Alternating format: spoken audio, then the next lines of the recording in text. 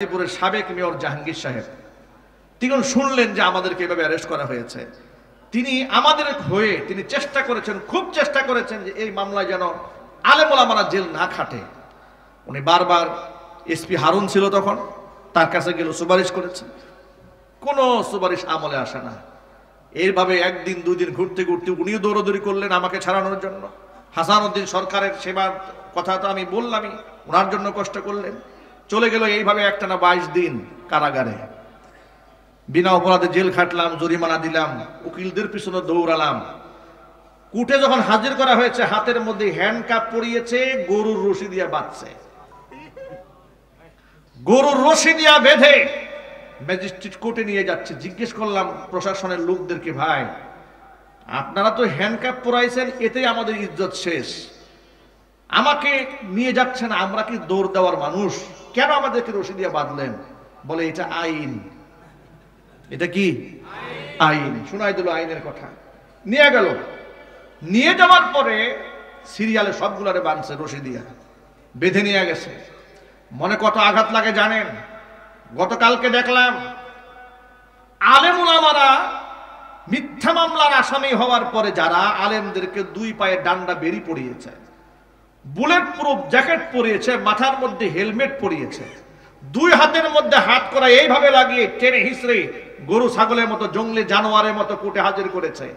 আজকে দেখলাম, আপনারা অনেকে দেখেছেন, বাংলাদেশের কুখ্যাত সন্ত্রাসী, জুলাই আগস্টের গণহত্যাকারী, আওয়ামী লীগের সেই সমস্ত এমপি মন্ত্রী এবং দূষরেরা তারা অ্যারেস্ট হয়েছে। ওদেরকে মানবতা বিরোধী অপরাধের ট্রাইব্যুনালে নিয়ে যাওয়া হচ্ছে।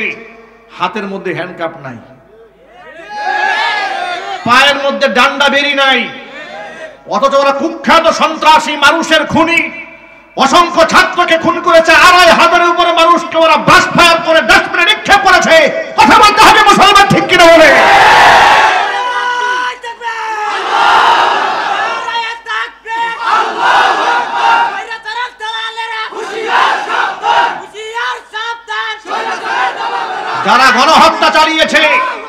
যারা গণহত্যা চালিয়েছে তাদের হাতে হ্যান্ডকাপ নাই, পায়ে ডান্ডা বেরি নাই। ব্যাপারটা কি? হঠাৎ করে খুনিদের সাথে এত প্রেম, এত পীড়িত কোথা থেকে উতলায় উঠলো? আলেমদেরকে রশি দিয়া বাঁধার সময় দেশে আইন ছিল, এখন দেশে আইন নাই। আমরা অন্তর্বর্তীকালীন সরকারকে বলছি, খুনিদের সাথে কোনো আতাত চলবে না। তারা মানবতার দুশ্মন। তারা শুধু আলেমদের উপর দুশ্মনী করেছে তা নয়, ভিন্ন মতের যাকে পেয়েছে তাকে শত শত মামলা দিয়েছে। কথা বলেন। এই যে পরিচালক বলেছেন না যে মাহফিল করতে গেছে, ডিবি দ্বারা এসে ধরার জন্য। চিন্তা করতে পারেন, পূজা পার্বণে বাধা ছিল না, বড় বড় রঙ্গমঞ্চ সাজিয়েছে, বাধা নাই। আর মাহফিল করতে গিয়েছে, বাধা দিয়েছে, প্রশাসনিক আউট করে দিয়েছে, মাহফিল প্যান্ডেল ভেঙে দিয়েছে, বক্তার সামনে থেকে মাইক কেড়ে নিয়েছে। এই ধরনের আচরণ যারা বাংলার মাটিতে করেছে, ওদের বিচার হওয়ার আগ পর্যন্ত কোন প্রকার নমনীয় আচরণে দেশের মুসলমান সহ দেশের কোন নাগরিক বরদাস্ত করবে না। রাজি আছেন কিনা? দুহাত দেখতে চাই।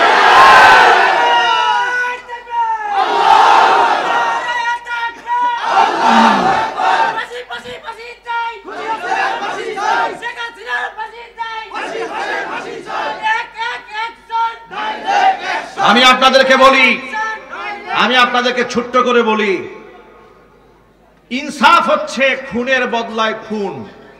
যে মানুষ হত্যা করেছে তাকে হত্যা করা হবে, এই আইনটা স্বয়ং আল্লাহ করেছেন। কথা বলেন আপনারা? আচ্ছা, আমি যদি অন্যায় করি শাস্তি পাওয়ার দরকার আছে না নাই? আরো জোরে বলেন। অন্যায় যেই করবে শাস্তি তাকে ভোগ করতেই হবে। এই কথার সাথে আপনারা একমত আছেন? যে অন্যায় করবে সে শাস্তি পাবে, এই কথার সাথে আপনারা একমত আছেন? আমি এখন যদি আপনাদেরকে ছোট্ট একটা প্রশ্ন করি, আপনারা জবাব দেবেন। শেখ হাসিনা এবং তার দূষরেরা ঠান্ডা মাথায় অসংখ্য মানুষকে খুন করেছে, সত্য না মিথ্যা? অসংখ্য মানুষকে গুম করেছে, সত্য না মিথ্যা? বিনা অপরাধে অসংখ্য আলেমদেরকে বছরের পর বছর কারারুদ্ধ করে রেখেছে, সত্য না মিথ্যা? অসংখ্য মানুষদেরকে আয়না ঘরে রেখে পাশবিক নির্যাতন চালিয়েছে, সত্য না মিথ্যা? এতগুলো অপরাধ করার পরেও তার দলের নেতা এবং কর্মীরা আজ পর্যন্ত শুনেছেন যে একটু অনুতপ্ত হয়ে বলেছে যে আসলে এইভাবে মানুষগুলা মারা ঠিক হয় নাই? এটা অনুতপ্ত পেয়েছেন আপনারা? আপনারা কি আন্দাজ করতে পারেন এরা কত বড় জানোয়ার? মানুষ মারার পরেও যার কলিজা কাঁদে না, যিনি উল্টা ফোন দিয়ে থ্রেট দেয় যে একটা কেউ ছাড় দেওয়া হবে না, আল্লাহর কসম, আল্লাহর কসম, ও আর মানুষের কাতারে নাই, তার চিকিৎসা প্রয়োজন। কথা বলতে হবে, ঠিক কিনা বলেন?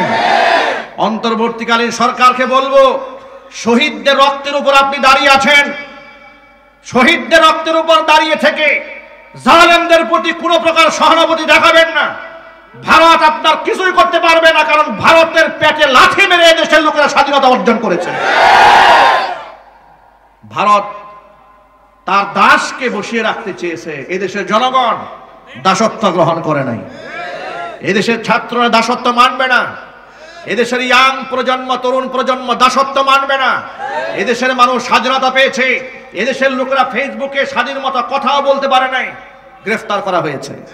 ডিজিটাল সিকিউরিটি আইনে নিরাপত্তার নামে যাকে খুশি তাকে মামলা দেওয়া হয়েছে।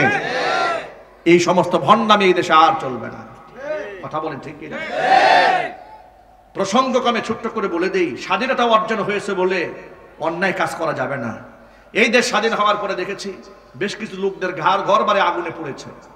মনে রাখবেন, আমাদের চোখের সামনে এগুলা হয়েছে। তবে আমার বিশ্বাস এই সমস্ত ঘর বাড়ি আগুনে পোড়ানো ছাত্র সমাজ করে নাই, দায়িত্বশীল কেউ করে নাই, কোন কুচক্রী মহল এগুলা করেছে। কথা বলেন ঠিক কিনা? তবে লা ইলাহা ইল্লাল্লাহু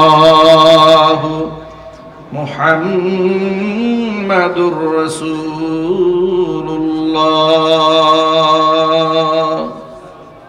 সাল্লাল্লাহু আলাইহি ওয়াসাল্লাম ঐতিহ্যবাহী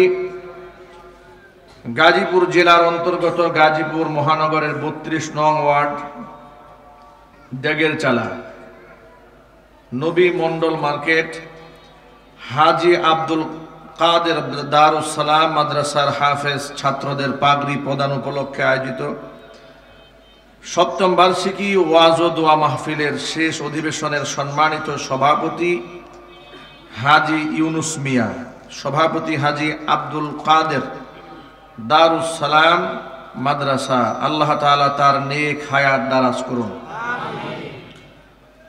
আজকে প্রধান অতিথি হিসেবে এসেছিলেন আমার কারাগারের সাথী এবং কেস পার্টনার। একসাথে থাকলে ভালোই হতো। অনেক দিনের আশা ছিল, দীর্ঘদিন দেখা সাক্ষাৎ হয় না ব্যস্ততার কারণে। আজকে হয়তো দেখা হবে। বীর মুক্তিযোদ্ধা আলহাজ হাসান উদ্দিন সরকার, বিএনপি কেন্দ্রীয় নির্বাহী কমিটির সদস্য, সাবেক সংসদ সদস্য, সাবেক সভাপতি গাজীপুর মহানগর বিএনপি। আল্লাহ তাআলা তাকে পরিপূর্ণ শিফা দান করেন, তার নেক হায়াত আল্লাহ তাআলা দারাজ করেন।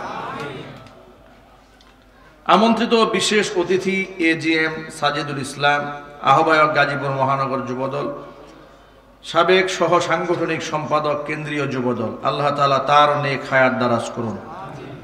মোহাম্মদ শাহাদত হোসেন শাহীন, আহ্বায়ক গাজীপুর মহানগর স্বেচ্ছাসেবক দল, সাবেক সদস্য কেন্দ্রীয় স্বেচ্ছাসেবক দল, আল্লাহ তাআলা তাকেও কবুল এবং মঞ্জুর করুন।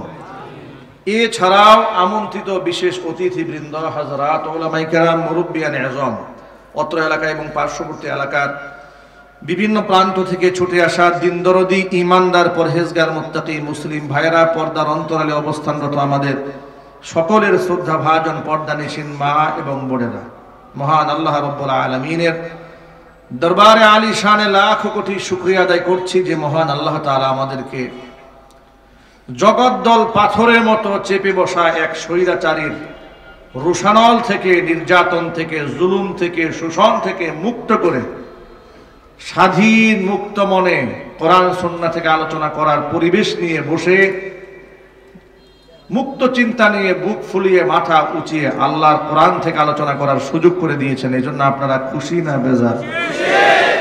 কম না বেশি? উচ্ছ্বসিত কণ্ঠে, খুশি মনে, মন প্রাণ উজাড় করে আল্লাহ পাকের শেখানো ভাষায় শুকরিয়া আদায় করছি। জবান ছেড়ে দিয়ে সকলে একযোগে বলছি আলহামদুলিল্লাহ। রব্বানা লাকাল হামদ হামদান কাসীরা তাইয়িবান মুবারাকান ফীহি রব্বানা লাকাল হামদু কামা ইয়ানবাগি লিজালালি ওয়াজহিকা ওয়া আযীমি সুলতানিকা। আল্লাহ তাআলা আজকের মাহফিলকে কবুল করুন। হাজী আব্দুল কাদের দারুস সালাম মাদ্রাসাকে আল্লাহ তাআলা কিয়ামত পর্যন্ত কবুল করুন। মাদ্রাসার সমস্ত হাজাত আল্লাহ তাআলা তার গায়বে খাজানা থেকে মিটিয়ে দিন। অক্লান্ত পরিশ্রম করে এই জান্নাতের বাগান যারা সাজিয়েছেন, দূরদারাজ থেকে শোনার জন্য যারা এসেছেন, আজকের মাহফিলের ওসিলা করে আল্লাহ তাআলা সকলকে পরিপূর্ণ হেদায়েত নসিব করুন। জবান ছেড়ে দিয়ে এক বাক্যে বলুন তো, হেদায়েত দেওয়ার মালিক কে? পৃথিবীর কোন মানুষের হাতে হেদায়েতের মালিকানা আছে? কোন পীরের হাতে, কোন দরবেশের হাতে, কোন ওলিয়া উলিয়ার হাতে? ওলিয়া উলিয়া, পীর বুজুর্গ, উলামা মাশায়েখ তো বহু দূরের কথা, আল্লাহর নির্বাচিত বেগুনা মাসুম, আল্লাহর পক্ষ থেকে হেফাজত প্রাপ্ত বেগুনা মাসুম বান্দা আম্বিয়া আলাইহিমুস সালাতুস সালাম, তারাও হেদায়েতের মালিক ছিলেন না। হেদায়েতের মালিক কে? আল্লাহ। সুতরাং আল্লাহর কাছে আমরা হেদায়েত কামনা করছি। আল্লাহ তাআলা যেন আজকের ওসিলা করে আমাদের সকলকে পরিপূর্ণ হেদায়েত দান করেন। আমিন। দেখুন, আল্লাহ তাআলা বান্দাকে সঠিক পথে পরিচালিত করার জন্য ইসলামটাকে আল্লাহ তাআলা খুব সহজভাবে বান্দার সামনে উপস্থাপন করেছেন। ইসলামকে মান্য করা, পালন করা একদম সহজ। একদিক থেকে এটা টোটালি একটা বৈজ্ঞানিক ব্যাপার, আরেক দিক থেকে এটা মানুষের দেহের সাথে, আত্মার সাথে, সংস্কৃতির সাথে, ফিতরাতের সাথে, তবিয়তের সাথে খাপ খায়, অ্যাডজাস্ট হয়ে যায়। এমন বিধিবিধান দিয়ে আল্লাহ পাক এই দিনের প্রতিটি বিধানকে এত সুন্দরভাবে আমাদের জন্য সহজ করে দিয়েছেন, যা মান্য করা, পালন করা বান্দার জন্য মোটেও কষ্টকর হয় না। সুবহানাল্লাহ বলেন। এই জন্য ইসলামের প্রতিটি বিধান সার্বজনীন।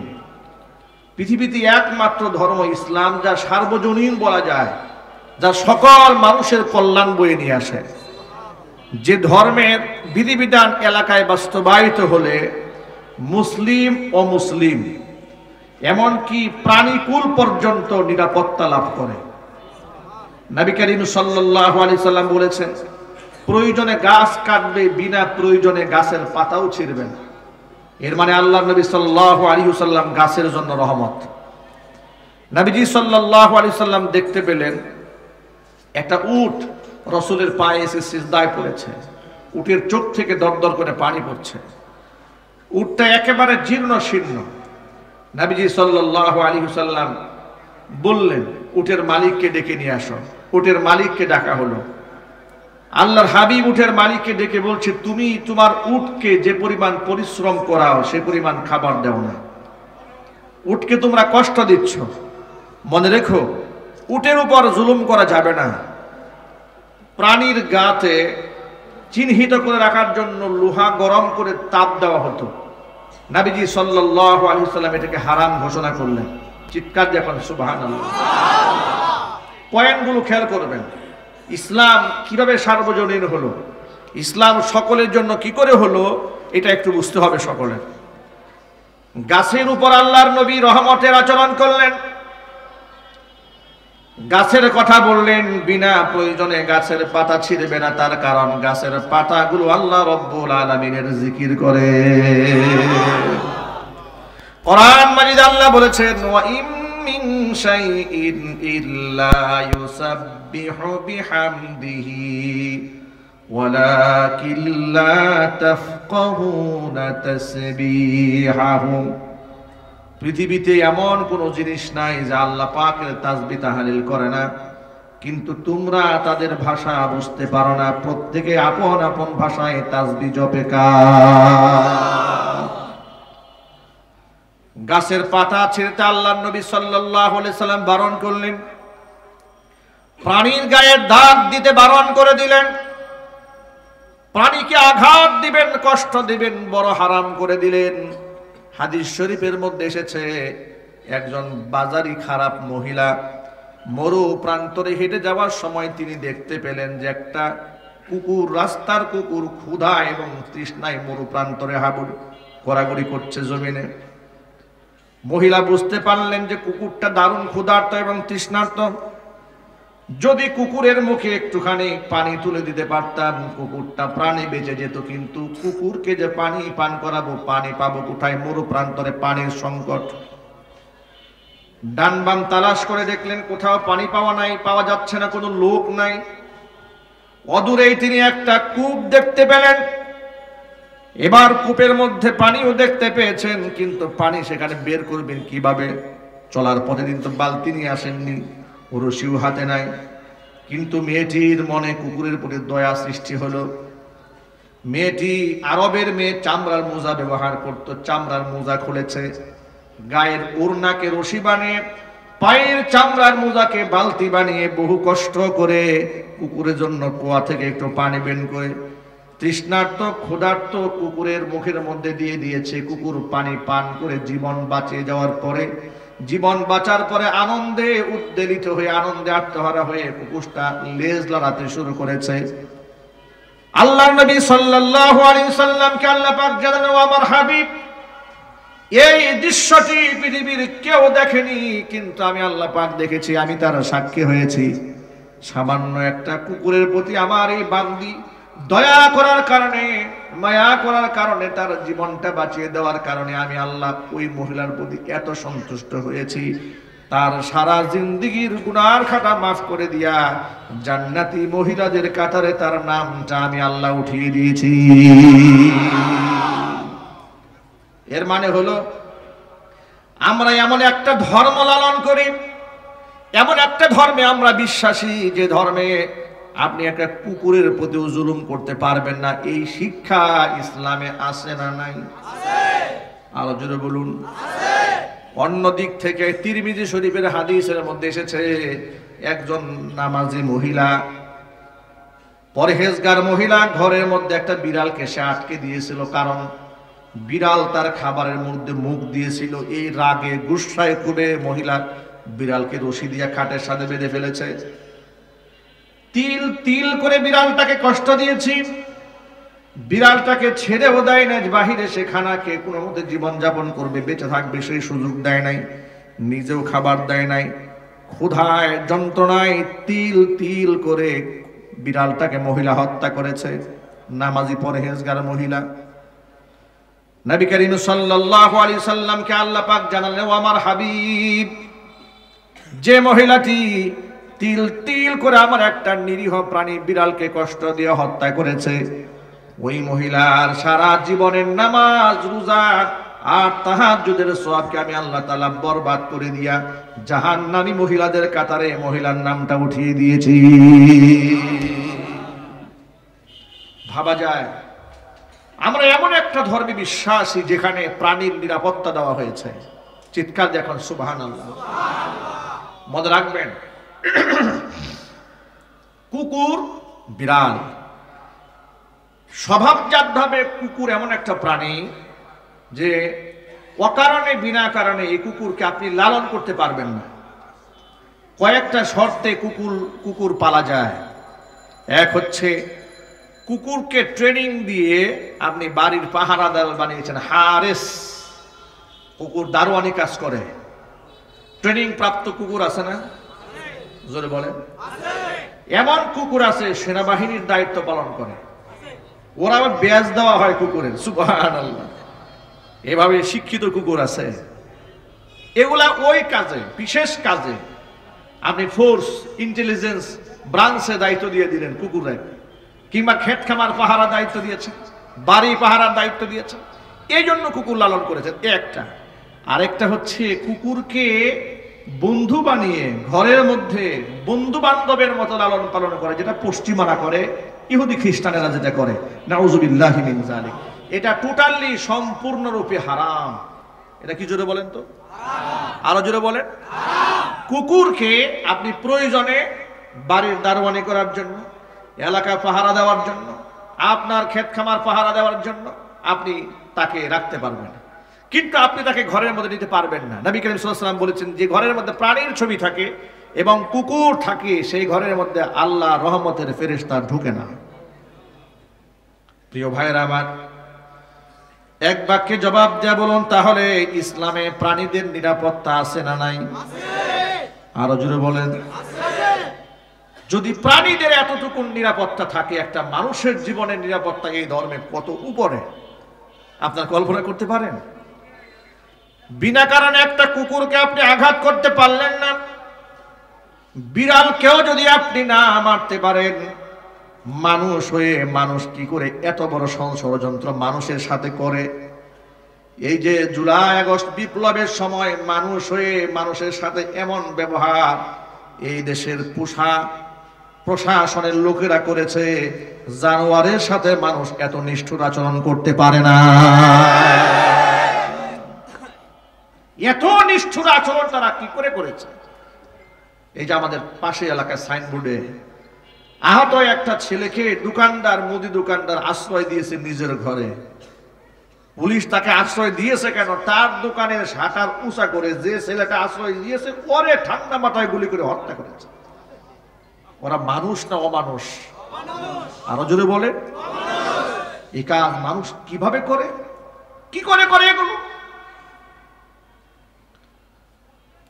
সাধারণ ছাত্র জনতা থেকে শুরু করে আলেম উলামা পীর বুজুর্গ, কাউকে তারা সম্মান দেয়নি রাষ্ট্রীয়ভাবে। আল্লাহর কসম করে বলি, তৃতীয় সারির কিংবা এলাকার লোকাল কিছু এমপি মন্ত্রী কিংবা ব্যক্তিগতভাবে কোনো নেতা কর্মী হয়তো কোনো আলেমের সাথে সুসম্পর্ক রেখেছে ভিন্ন কথা, কিন্তু সামগ্রিকভাবে গোটা রাষ্ট্রের ব্যবস্থাপনা যারা পরিচালনা করেছে, তারা এই দেশের আলেমদেরকে আল্লাহর কসম বন্ধু বানায় রাখে নাই, শত্রু বানিয়ে রেখে দিয়েছিল, জঙ্গি বানিয়ে রেখে দিয়েছিল, তালেবান বানিয়ে রেখে দিয়েছিল, রাজাকার, আল বদর, আল শামস, মৌলবাদ, উগ্রবাদ শব্দ বলে বলে আলেমদেরকে কষ্ট দিয়েছে। ওই দলের এক নেতা একদিন আমাকে বলে, হুজুর আপনি তো জামাত করেন। আমি বললাম, আমি জামাত করি, আপনারে কে বললো? বলে, আমার দলের বড় নেতারা বলেছে, একবারে কেন্দ্রীয় লিডাররা বলেছে মাদানী হুজুর জামাত করে। আমি বললাম, আপনার কেন্দ্রীয় থেকে শুরু করে আপনি পর্যন্ত টোটাল মিথ্যাবাদী। কথা বলেন ঠিক কিনা? এগুলার কাছে কোনো এভিডেন্স নাই, যাকে যা খুশি তাই বলে দমাবার চেষ্টা করেছে। লক্ষ্মীপুরার মাহফিল থেকে আমাকে ধরে নিয়ে গেছে, স্লিপ দিয়ে নামে, এরকম মাহফিল বয়ান করছি, আমাকে স্লিপ দিয়ে নামে গেলে 2018 সালে ফেব্রুয়ারি মাসের 8 তারিখে আমাকে যখন নিয়ে যাওয়া হচ্ছে, আমি বললাম, ভাই আমাকে কোথায় নিয়ে যাচ্ছেন? প্রশাসনের লোকেরা বলে থানায়। একটু স্বস্তি পেলাম, যাক থানায় যেহেতু নিয়ে যাচ্ছে, গুম তো আর করছে না, খুন তো করে ফেলছে না, আয়না ঘরে তো আর ঢুকাচ্ছে না। নিচে কোথায়? জয়দেবপুর থানায়। ওসি আমিনুল ইসলাম দায়িত্বে ছিলেন। কথা বলতে চাইলাম ওসি সাহেবের কাছে, যে সাথে যে কি অপরাধে আমাকে আনা হলো। ওসি কথা বলতে চায় না। 2-3বার রিকোয়েস্ট করার পরে ওসি সাহেব আসলেন, আমার সামনে চা দিলেন, বিস্কুট দিলেন, হুজুরে নাস্তা খাওয়াও। ধরে নিয়ে আসছে, আমার নাস্তা খাওয়াচ্ছে। নাস্তা কি আমার মুখ দিয়ে যায়? খাইলাম নাস্তা। খাওয়ার পরে জিজ্ঞেস করলাম, ভাই আমার কোন অপরাধে নিয়ে আসছেন একটু শুনি। আমি বলে, হুজুর আপনাকে যে কেন নিয়ে আসছি তা তো আমি জানি না, উপরের নির্দেশ, উপর থেকে নির্দেশ এসেছে আপনাকে ধরে আনতে হবে, ধরে নিয়ে আসছে। রাখলো নিয়ে থানার গারদে। আমার মোবাইল, মানি ব্যাগ, টাকা পয়সা, বলো ড্রাইভারকে দিয়ে দেন, বাড়ি নিয়ে যাক। চলে গেল। এরপরে কিছু সময় সেখানে একাকী গারদে, যে ডিবি আমাকে নিয়ে গেল গারদে, আমার হাত ধরে একাকী চোখের পানি ছেড়ে দিয়া কান্না করে দিয়ে বলছে, হুজুর আমারও 2টা ছেলে আছে, যে কাজটা আপনার সাথে করেছে হুজুর, আমাকে বদদুয়া দিয়েন না, তাহলে আমার বংশ সহ ধ্বংস হয়ে যাবে। বিয়াদবি করেছে আপনার সাথে, কিন্তু আমি জানি আপনাকে মাহফিল থেকে নিয়ে আসছে হুজুর, কিন্তু আমার কিচ্ছু করার ছিল না, আমি চাকরি করি, হুকুমের গোলাম, আমাকে নির্দেশ দিয়েছে, আমি নিয়ে এসেছি। আমি মন থেকে তাকে ক্ষমা করে দিয়েছি। বেশ কিছু সময় পরে দেখি এক ভদ্রলোক, বয়স্ক মানুষ, হুইল চেয়ারে করে চলে, তাকে নিয়ে গারদে আমার সাথে নিয়ে ঢুকাইছে। আমি তার দিকে তাকায় আছি, আমি মনে মনে ভাবলাম আমি না হয় ইয়াং মানুষ, জোয়ান মানুষ, এই মুরব্বিরে কেন আনছে? তাকে ডাক দিয়ে বললাম, চাচা আমি না হয় জোয়ান মানুষ, আমাকে ধরেছে, কিন্তু আপনি তো মুরব্বী মানুষ, আপনাকে কেন ধরছে? আপনি কি রাজনীতি করেন নাকি? জিজ্ঞেস করছি। তো তাকে তো আমি চিনি না, জানি না। তিনি আমার দিকে তাকিয়ে আছেন, আমাকে বললেন, আমাকে চিনেন না? আমি বললাম না। তিনি বললেন, আমার নাম হাসান উদ্দিন সরকার, নাম শুনেছেন? আমি বললাম, নাম শুনেছি কিন্তু কখনো দেখি নাই। আপনার নাম আমি শুনেছি। তিনি বললেন, তখন পরিচয় দিলাম, আমি বিএনপির মহানগরের দায়িত্বশীল ছিলাম, এক সময় এমপি ছিলাম, অনেক দায়িত্বের কথা। তখন আমি বুঝলাম, আচ্ছা বড় রাজনীতিবিদ, এই যে তাকে ধরে নিয়ে আসছে। একটা বৃদ্ধ মানুষ, লাঠি ভর করে চলে, হুইল চেয়ারে চলে, অসুস্থ ছিলেন তিনি। দেখেন, উনি আমাকে জীবনের প্রথম দেখলেন গারদে, থানার গারদে। আমি উনাকে জীবনের প্রথম দেখলাম কোথায়? কথা একটু বলেন আপনারা, এখানে শিক্ষা আছে। উনাকে আমি জীবনে প্রথম দেখলাম গারদে, উনি আমাকে দেখলেন গারদে। আমি পরিচয় দিলাম, চাচা আমি বুটবাজার কেন্দ্রীয় জামে মসজিদের খতিব, আমার নাম মাওলানা আব্দুর রহিম আল মাদানী, আমাকে মাহফিল থেকে নিয়ে আসছে। এটা শুনে উনি খুব কষ্ট পেলেন। তিনি আমাকে হাতে হাত রেখে সান্ত্বনা দিয়ে বললেন, বাবা সবর করো, ধৈর্য ধরো, একদিন সুফল আসবে। আমাকে তিনি শান্ত করলেন। উনার জন্য আমার জন্য কোনো বিছানা ছিল না। উনার যেহেতু উনি বড় নেতা, তার জন্য দেখলাম অনেকে তুষক টুষক নিয়ে গেছে গারদে। উনি উনার তুষকে আমাকে বললেন যে, বাবা আপনি শুয়ে পড়েন। আমাকে বলতেছে, আমাকে বিছানায় শুয়াই দিয়া উনি বসে বসে তাহাজ্জুদের নামাজ পড়া শুরু করলেন। তো এই দৃশ্য দেখে উনার প্রতি আমার খুব মহব্বত তৈরি হলো, যে এত ভালো একটা মানুষ, চিনি না জানি না, কিন্তু উনি আমাকে সম্মান দিয়েছেন। ফজরের সময় আমি ওযু করতে গেলাম ওখানে ভিতরেই। এরপরে উনি একটু টয়লেটের ভিতরেই, টয়লেট ছোট্ট গারদের মধ্যে বসলেন জরুরত সারার জন্য। জরুরত সেরে উনি ফ্রেশ হয়ে উনি যে টয়লেট থেকে দাঁড়াবেন, এই শক্তি আর ওনার হাতে নাই। উনি আমাকে ডাক দেন, বাবা আমাকে একটু ধরো, আমি তো দাঁড়াতে পারছি না। এত মায়া লাগলো, প্রচন্ড শীত, ফেব্রুয়ারির 8 তারিখ। আমি দু হাতে ভর করে, ভারী মানুষ, খুব কষ্ট করে উঠালাম।